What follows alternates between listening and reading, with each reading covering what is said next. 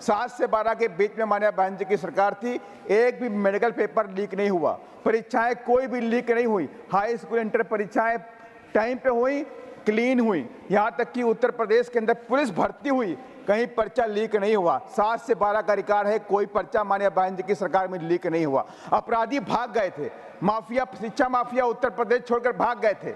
ऐसी सरकार चाहिए थी। माननीय बहन जी ने उत्तर प्रदेश के अंदर गरीबों के लिए कोचिंग इंस्टीट्यूट खोले, छत्रपति साहू जी महाराज रिसर्च सेंटर खोला लखनऊ के अंदर, निजामपुर हापुड़ में IAS PCS की कोचिंग खोली, प्रयागराज में जुडिशियल कोचिंग खोलने का काम किया, बनारस में खोला, अलीगढ़ में खोला। इस तरह से 5 से 7 कोचिंग इंस्टीट्यूट खोला, और जहां पर आज भी बच्चे पढ़ लिख करके IAS और PCS बनकर निकलते हैं। मैं केंद्र की सरकार से रिक्वेस्ट करना चाहता हूं, आपके माध्यम से आग्रह करना चाहता हूं कि सरकार को भी दिल्ली से कोचिंग इंस्टीट्यूट को हटा करके अन्यत्र कहीं पर स्थापित करें और इसकी क्वालिटी पर ध्यान दें। कोचिंग इंस्टीट्यूट में 3 छात्र छात्राओं की मृत्यु अति दुखद है, और मैं कुदरत से यही प्रार्थना करता हूं कि उनके परिवार को वो जो असीम पीड़ा मिली उसे सहन करने की शक्ति दे।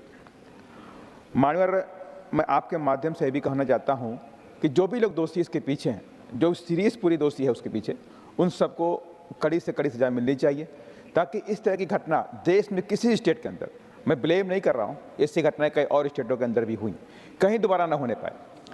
सारे माँ बाप अपने बच्चों को इंस्टीट्यूट में भेजते हैं बड़े सपने लेकर के, घर बार ज़मीन सब गिरवी रख देते हैं कि मेरा बेटा जाएगा, पढ़ लिख करके अधिकारी बनेगा, IAS बनेगा, डॉक्टर बनेगा, इंजीनियर बनेगा। लेकिन जब इस तरह की घटनाएं होती हैं तो आखिर वो लोग किससे अपने दुख को जाहिर करें, सिस्टम को किससे बोलें, किसकी वजह से मेरे बच्चे की जान चली गई। हो सकता है आज हम इस शॉर्ट टर्म डिस्कशन कर लिया हमने, लेकिन इसका परिणाम क्या होने वाला होगा। लेकिन जब तक हम इम्प्लीमेंट नहीं करेंगे, आज डिस्कशन में जो सजेशन मिले हैं उनको इम्प्लीमेंट नहीं करेंगे, तो आज फिर 3 ढाक के 3 पाँच जैसा ही हो जाएगा।